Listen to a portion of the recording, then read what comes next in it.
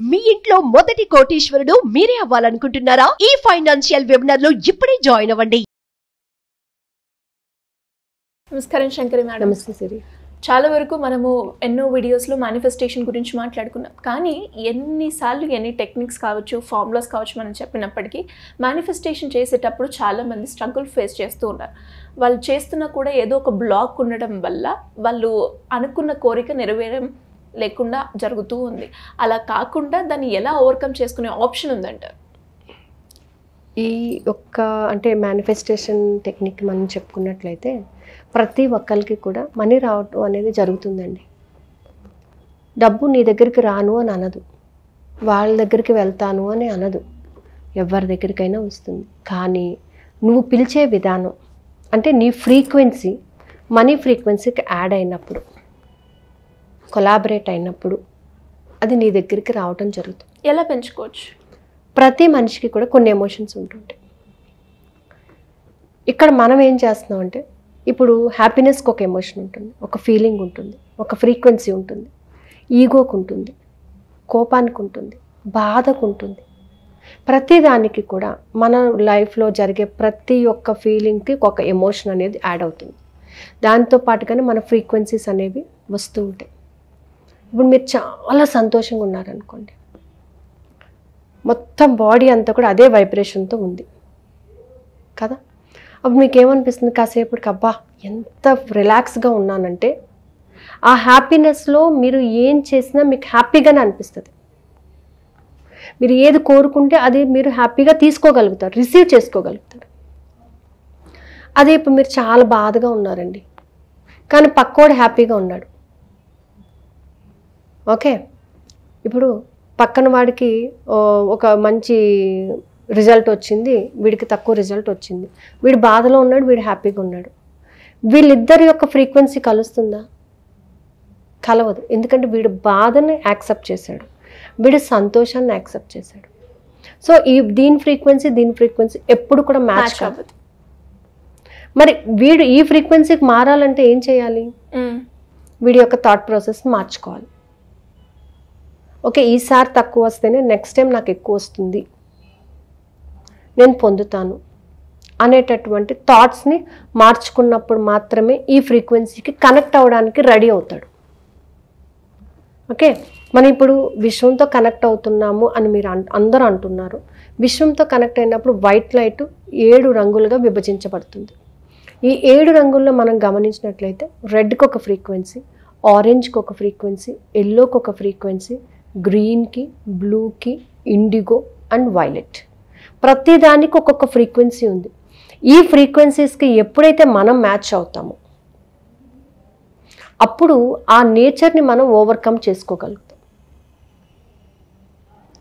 మూలాధార చక్రంలో red colour ఎనర్జీకి ఒక ఫ్రీక్వెన్సీ ఉంటుందండి, హై ఫ్రీక్వెన్సీ ఉంటుంది. ఈ ఫ్రీక్వెన్సీని మనం మ్యాచ్ అవ్వాలి అని అంటే మనము రెడ్ కలర్ని యూజ్ చేస్తూ మనలో భయము అనే క్యారెక్టర్ని తీసేయాలి. భయానికి ఎక్కువ మనము చాలా భయపడిపోతుంటారు చాలామంది. ఒక మాట మాట్లాడాలన్నా, ఒక పని చేయాలన్నా భయము అనేది చాలా పెట్టుకుంటుంటారు. సో ఇది మీలో ఎప్పుడైతే ఉంటుందో మనీ రావడానికి కూడా అది బ్లాకేజ్ అవుతుంది. బికాస్ ఈ భయము అనే ఫ్రీక్వెన్సీ మనీ ఫ్రీక్వెన్సీని యాడ్ చేయలేదు. అలాగే స్వాదిష్టాన చక్రంలో ఉన్న నెగిటివ్ థాట్స్, ఈ ఫ్రీక్వెన్సీ ఆరెంజ్ కలర్ ఫ్రీక్వెన్సీ. నేను ఆరెంజ్ కలర్ డ్రెస్ వేసుకుంటున్నానండి, అన్నీ చేస్తున్నానండి, కానీ డబ్బు రావట్లేదు. Because you have the negative thoughts. ఈ ఫ్రీక్వెన్సీ ఏం చేస్తుంది? దాన్ని రానివ్వటం లేదు, ఆనకట్టేస్తుంది, అక్కడ అడ్డుకట్టేసేస్తుంది. అక్కడ మణిపూరిక చక్రంలో yellow colour frequency, yellow colour energy. ఎప్పుడైతే నువ్వు ఎప్పుడూ కూడా నీరసంగా ఉంటావో, ఎప్పుడు కూడా ఏదో పోగొట్టుకున్నట్టు ఉంటావు, ఎనర్జీ సరిపోదు, నువ్వు అడగడానికి సరిపోదు, నువ్వు మేనిఫెస్టేషన్ చేయడానికి సరిపోదు ఎనర్జీ. అప్పుడు ఏం చేయాలి? మనం ఫ్రీక్వెన్సీస్ని పెంచుకుంటూ ఉండాలి. సో ఈ ఫ్రీక్వెన్సీస్ ఎలా పెరుగుతాయి అంటే ఆ కలర్స్కి సంబంధించినటువంటి సీడ్ మంత్రాస్ని చాంట్ చేయడం ద్వారా, ఆ కలర్స్ని వేసుకోవడం ద్వారా, అలాగే మనము ఆ క్యారెక్టర్ని ఓవర్కమ్ చేయడం ద్వారా ప్రతి క్యారెక్టర్ని కూడా మనం ఓవర్కమ్ చేసుకోవచ్చు. ఈగో ఉంది, ఈగోని కాసేపు పక్కన పెట్టి చూడండి, ఎవ్రీథింగ్ విల్ బి గుడ్. కొన్ని ఎఫర్మేషన్స్ని చాంట్ చేయడం ద్వారా ఫ్రీక్వెన్సీని మనం రీచ్ అవుతాం. ఎక్కువగా ఫ్రీక్వెన్సీని రీచ్ అవ్వాలంటే గ్రాటిట్యూడ్ అనేది ఉపయోగించుకుంటూ ఉండాలి.